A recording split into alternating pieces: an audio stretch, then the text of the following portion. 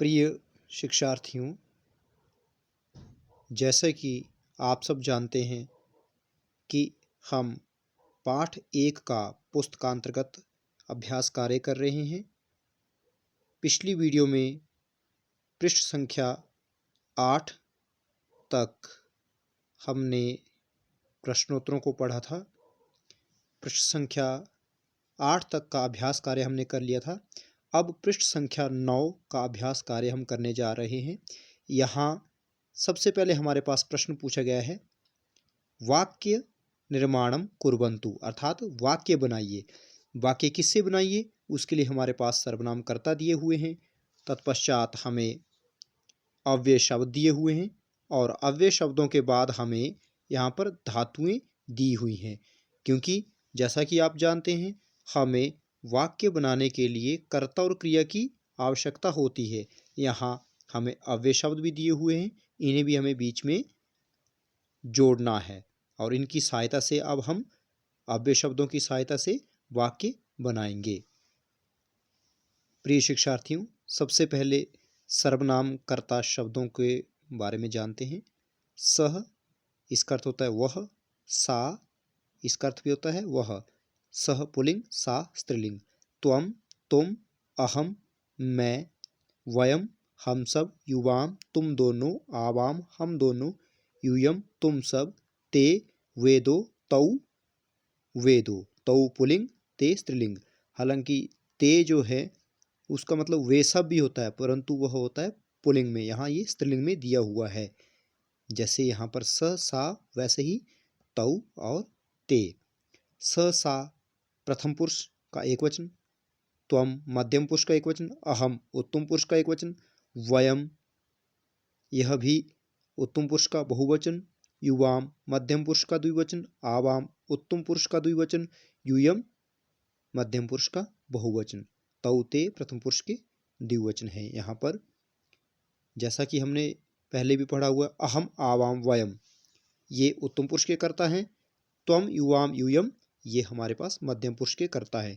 इनके अलावा जितने भी शब्द हैं उनकी पहली विभक्ति जो होती है, प्रथमा विभक्ति, वह कर्ता के रूप में ही मानी जाती है। चलिए अब वाक्य निर्माण हेतु जो धातु दी गई उनको देखते हैं। धाव, इसका अर्थ होता है दौड़ना। पत, गिरना। नम, झुकना, नमस्ते करना। चल, चलना। गम का मतलब होता है जाना। जब आ उपसर्ग जुड़ गया तब इसका अर्थ हो गया आगम, यानी कि आना। खाद, खाना।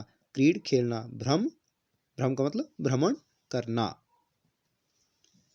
यहाँ हमारे पास कुछ अव्यय शब्द भी दिए हुए हैं, चलिए इनके बारे में जान लेते हैं। कदा, कुत्र, कथम, किमर्थम और कुतः, इनको पढ़ते हैं पहले।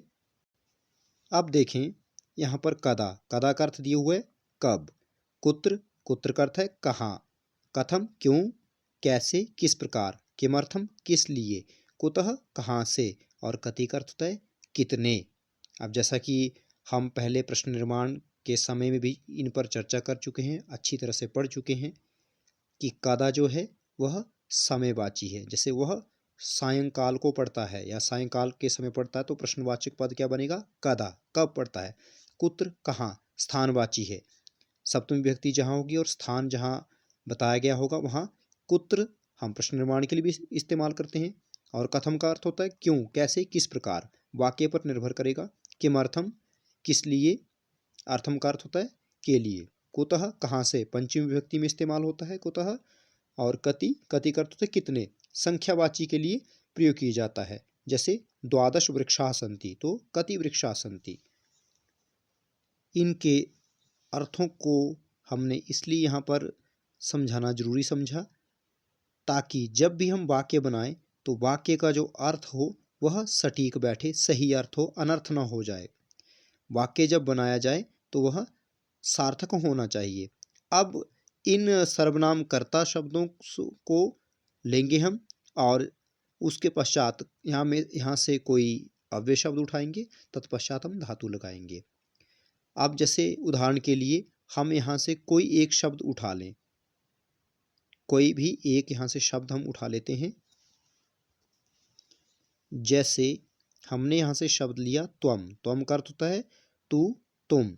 मध्यम पुरुष का एक वचन है तो पहले से ही हम अपने मन में ये चीज़ लेके चलेंगे कि त्वम के साथ जो भी क्रिया हम लगाएंगे वह मध्यम पुरुष एकवचन में ही लगाएंगे। कोई सी भी क्रिया हम ले सकते हैं, परंतु मध्यम पुरुष एकवचन, और वाक्य जो बने वह सार्थक वाक्य होना चाहिए, उल्टा वाक्य ना बने। जैसे वह आग से सिंचाई करता है, यह वाक्य तो है, वाक्य तो बन गया, परंतु वाक्य गलत है, क्योंकि आग से सिंचाई नहीं होती, आग जलाती है, सिंचाई पानी से होती है। इसलिए वाक्यों की सार्थकता का अवश्य ध्यान रखा जाए। जो त्वम की मैंने बात की थी, त्वम, अब इन अव्यय शब्दों में से कोई हम अव्यय शब्द उठा लें। जैसे मैंने यहाँ से उठा लिया किमर्थम, तो वाक्य कैसे बनता जा रहा है हमारा? सबसे पहले हमने लिया त्वम, फिर लिया किमर्थम। अब इसमें से सबसे ऊपर धातु दे रखी धाव, तो धाव का अर्थ है दौड़ना। त्वम तुम, किमर्थम किस लिए, धाव अर्थात दौड़ते हो। तो त्वम जो है मध्यम पुरुष का एकवचन है, तो धाव धातु जब हमारे पास चलेगी, लट लकार में लेंगे हम सब धातुओं को यहाँ पर वाक्य बनाने के लिए। तो लट लकार में त्वम मध्यम पुरुष का एकवचन है, तो लट लकार मध्यम पुरुष का एकवचन में हमारे पास कौन सा संक्षिप्त रूप आता है? ती त अंति सी थ थ। मध्यम पुरुष एकवचन में कौन आ रहा है हमारे पास? सी।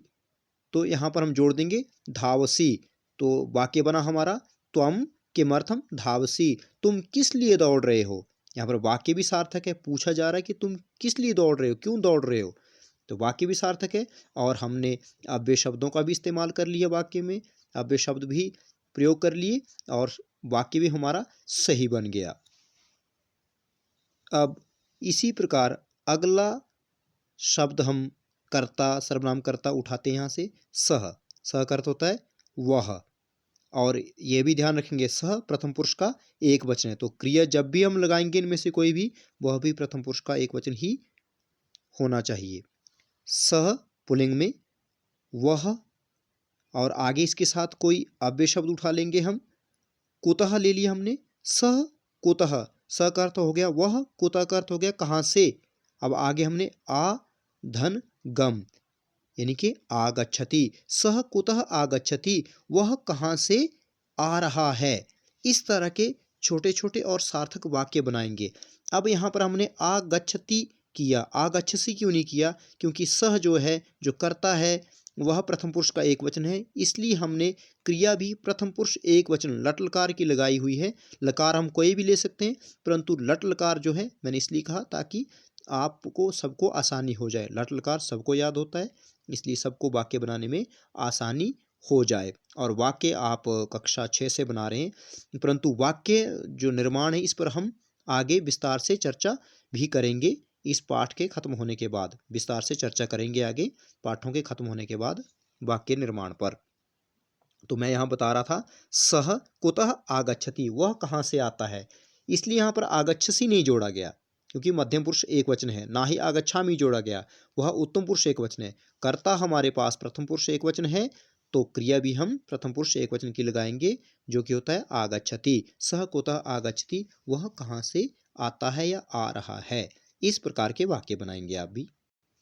अब इसी प्रकार उदाहरण के तौर पर अगला वाक्य बना लेते हैं। लट लकार को छोड़ कर के किसी अन्य लकार की ओर चल पड़ते हैं। तो जैसे यहाँ पर हमारे पास दिया हुआ है आवाम, आवाम का अर्थ है हम दोनों। यह मध्यम पुरुष का एक वचन है क्या? जी नहीं, यह उत्तम पुरुष का द्विवचन है। आवाम हम दोनों, मध्यम पुरुष में त्वम युवाम यूयम ये करता रहते हैं, यहाँ आवाम जो है उत्तम पुरुष का द्विवचन है। ध्यान रखिए इस बात का, क्योंकि आप क्रिया भी लगाएंगे अभी इसके साथ। आवाम, और उसके बाद हमारे पास कोई सा भी इसमें से अव्यय शब्द आप चुन लें। यहाँ पर हमने लिखा कदा, आवाम कदा, आगे हमारे पास क्रीड धातु दी हुई है। क्रीड का अर्थ होता है खेलना, तो लिट लकार में ले लीजिए क्रीडिश्यावः, इसका हो जाएगा आवाम कदा क्रीडिश्यावः, हम दोनों कब खेलेंगे। इस प्रकार के वाक्य हम बनाएंगे। अब 3 वाक्य हमने यहाँ बना लिए हैं, 2 आप स्वयं बनाएंगे। आवाम कदा क्रीडिश्यावः, हम दोनों कब खेलेंगे। क्रीडिश्यावः ही क्यों? क्रीडिश्यामि क्रीडिश्यावः क्रीडिश्यामः। क्रीडिश्यावः इसलिए क्योंकि जो आवाम हमारे पास यहाँ पर दिया हुआ है, यह उत्तम पुरुष का द्विवचन है, इसलिए हम भी यहाँ उत्तम पुरुष के द्विवचन की ही क्रिया लगा रहे हैं। और वाक्य जब भी आप बनाएं वो भी इसी प्रकार सार्थक होने चाहिए। अब आगे पेज नंबर 10 पर आप देखेंगे, पृष्ठ संख्या 10 पर आप देखेंगे, वहाँ हमारे पास उपसर्ग हैं। इन उपसर्गों पर भी हम विस्तार से चर्चा कर चुके हैं। फिर भी एक बार अवश्य इनको देख लें।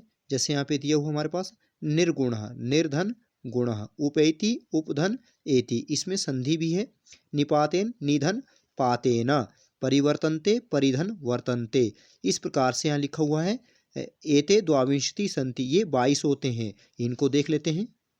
उपसर्ग दिए गए हैं प्र, परा, अप, सम, अनु, अब, निस, निर, दुस, दुर, वि, आ, नि, अधि, अपि, सु। आगे है अभि, फिर उसके बाद है अति, प्रति, परि, उप, उत।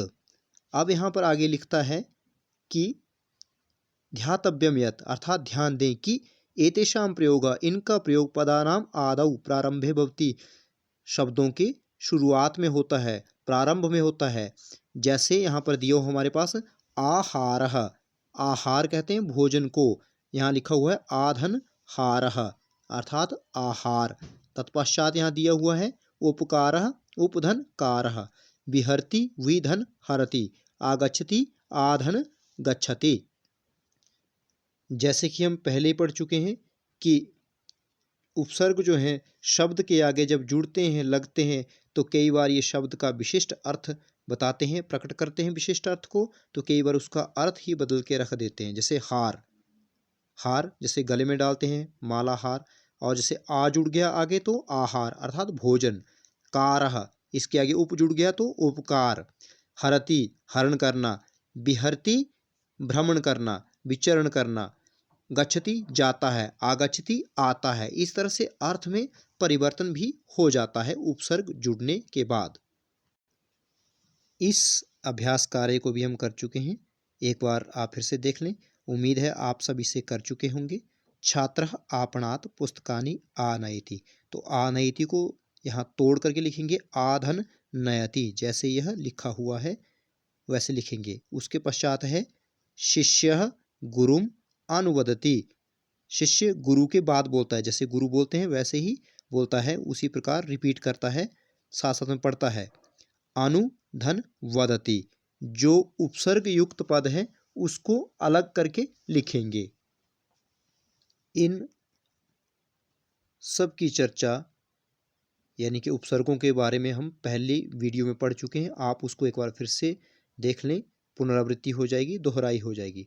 अब गच्छामि, अब धन गच्छामि, अब प्लस गच्छामि। उपकरोति, उप प्लस करोति। उत्तिष्ठति, उत धन तिष्ठति, अर्थात उत उपसर्ग अलग हो जाएगा, तिष्ठति अलग हो जाएगा।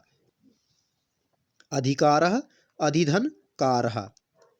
अब है निर्धना नाम, निर्धन शब्द है यहाँ पर, तो निर उपसर्ग धना नाम अलग हो जाएगा। अधिपति, अधिधन पति, यहाँ देखेंगे अधिधनपति, निर कर हलंत, धना नाम, अधिधन कारा, उत का त हलंत और धन तिष्ठति, इस प्रकार। अब प्रश्न संख्या 2 में लिखा हुआ है कि कोष्ठक में दिए हुए शब्दों को, पदों को जोड़ करके लिखे। या छात्रः विषयम अवधन गच्छति, जोड़ देंगे क्या बन जाएगा अवगच्छति। राजा आसनम अधिधन आस्ते, तो इसको जोड़ देंगे तो बनेगा अधिआस्ते, वो गलत होगा। ई जो है उसके बाद आ आने के कारण यहाँ यण संधि लागू हो जाती है, जबकि इसका रूप बनेगा अधि धनास्ते को जोड़ करके बनेगा अध्यास्ते। इस प्रकार अवगच्छति और अध्यास्ते, ध आधा होगा, अध्यास्ते। उसी प्रकार आगे है उपधन कुर्वन्ति, जोड़ के लिखेंगे उपकुर्वन्ति। आधन नयति, जोड़ के लिखेंगे आनयति। उत्धन पतंती, जोड़ के लिखेंगे उत्पतंती, त हलंत करके नहीं लिखेंगे, आधा त लिखेंगे। अभिधन आसम, जैसे अध्यास्ते उसी प्रकार अभिधन आसम भी, यहाँ पर भी यण संधि लागू होगी और रूप बनेगा अभ्यासम। इसको इस प्रकार लिखेंगे अभ्यासम, इस प्रकार लिखेंगे इसको। आगे है हमारे पास आधन नयति, जोड़ के लिखेंगे आनयति। अनुधन भवति, जोड़ के लिखेंगे अनुभवति। चलिए अब पृष्ठ संख्या 12 पर अव्यय शब्द दिए हुए हैं, लिखा हुआ है अव्यय पदानि, अर्थात अव्यय शब्द। अब कुछ जानकारी अव्यय शब्दों के बारे में और जुटा लेते हैं कि अव्यय शब्द किसे कहते हैं और ये क्या होते हैं। यहाँ हमारे पास कुछ अव्यय शब्द दिए हैं और उनके अर्थ भी साथ में दिए हुए। उपलिखित निम्नलिखितान शब्दान पठन्तु पश्यन्तु पठन्तु च, इनको देखें और पढ़ें। इनके अर्थ भी नीचे दिए गए, उनको देखें।